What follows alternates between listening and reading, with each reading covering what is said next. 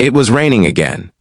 The kind of rain that seeps into your bones and makes even the strongest souls feel small. On the corner of an empty parking lot, a woman stood clutching the small, trembling hand of her daughter. Her clothes were soaked, her shoes worn thin, and her eyes, those tired brown eyes, carried the kind of quiet ache that only a mother who's lost everything could know. Her name was Elena, and for months now, home had been the back seat of an old sedan. Her daughter, Maya, didn't complain. She never did. She'd ask simple questions like, "Mommy, do you think it'll stop raining soon? Or can we go to Grandma's house someday?" And every time, Elena would smile through the pain, brushing a strand of hair from Maya's forehead and whisper, "Someday, baby, someday." That day, that gray, unforgiving afternoon would become the day everything changed. If stories of hope and kindness touch your heart, please take a second to like this video, leave a comment, and subscribe to Whispers of Kindness, where true stories remind us that miracles still exist. The small-town auction was never meant to be part of Elena's day.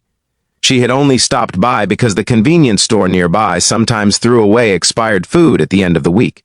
But as she passed the crowd gathered outside the storage facility, curiosity drew her closer. Men with trucker hats and women with clipboards were shouting bids over rusted storage units. Units filled with forgotten memories, unpaid bills, and other people's abandoned lives.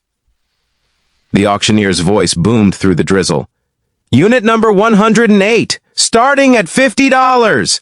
Elena stood at the back, holding Maya's hand tightly. The metal door rolled up, revealing a mountain of trash bags, broken boxes, and what looked like junk piled to the ceiling. The crowd groaned.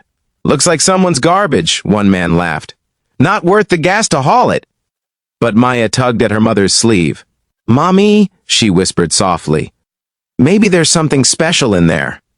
Elena smiled weakly. "Sweetheart, we don't have $50.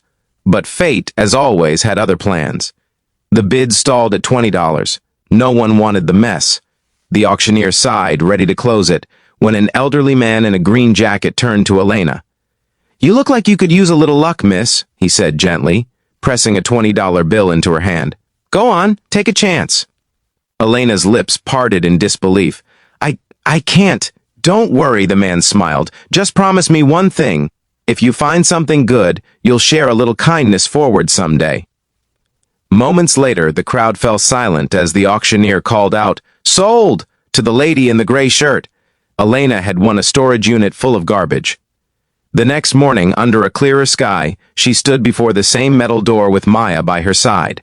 As the latch lifted, a stale smell of dust and time hit them. Black garbage bags leaned against torn boxes, spilling over with old clothes and paper scraps. Maya looked up at her mother, her eyes wide. "Maybe the special thing is hiding," she said. Elena laughed softly. "Maybe it is, sweetheart." They began pulling the bags out one by one. Most were filled with nothing but junk. Broken toys, faded magazines, shattered picture frames. Every time they found something halfway decent, Maya would smile as if it were treasure. "Look, Mommy, a teddy bear. He just needs a bath." Hours passed. Elena's hands were covered in grime, her knees sore from kneeling on the concrete. But then, as she lifted one of the heavier boxes from the back corner, she noticed something odd. It wasn't trash. It was a wooden chest, old and dusty, with a brass lock that had rusted shut. Her heart skipped. "Maya, look at this!" The little girl gasped. "It looks like a treasure box." Elena tried to open it, but it wouldn't budge. She searched the bags again, hoping for a key, and miraculously, at the very bottom of one torn garbage bag, she found it. A small, rusty key tied to a faded blue ribbon. Her hands trembled as she slid it into the lock. It turned with a soft click. Inside were letters, hundreds of them, neatly bundled in faded ribbons. Beneath them lay a small, leather-bound notebook and a photograph.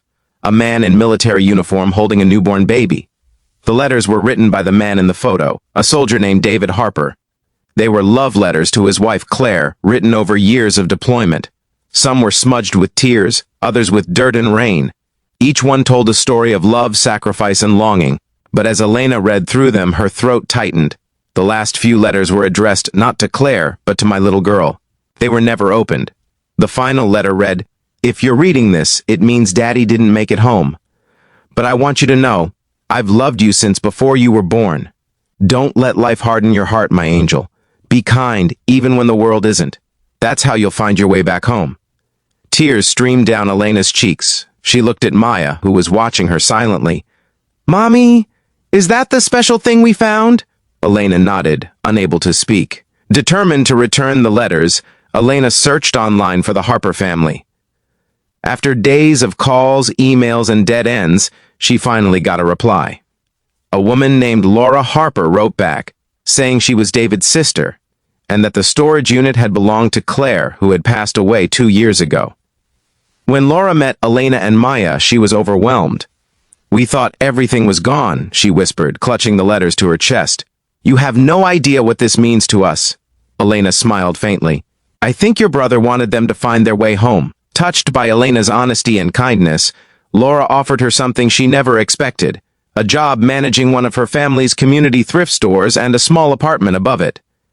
For the first time in years, Elena and Maya slept in real beds. They had warmth, food, and peace. The junk unit had given them more than shelter. It had given them hope. Weeks later, as Elena locked up the shop one evening, she looked at Maya helping a customer pick out toys and smiled. The little girl was laughing again, free and full of light. Sometimes Elena would take out one of David Harper's letters and read it quietly before bed. The words reminded her of that rainy day, of the man who gave her $20, and of how kindness, no matter how small, can ripple across time and save lives. If this story touched your heart, please don't forget to like, share, and subscribe to Whispers of Kindness. Every click helps spread real stories of compassion and hope. Months later, Elena stood again at the same storage facility, but this time she wasn't empty-handed. She was there to meet a young mother who had fallen on hard times. She smiled gently and pressed a folded $20 bill into her palm.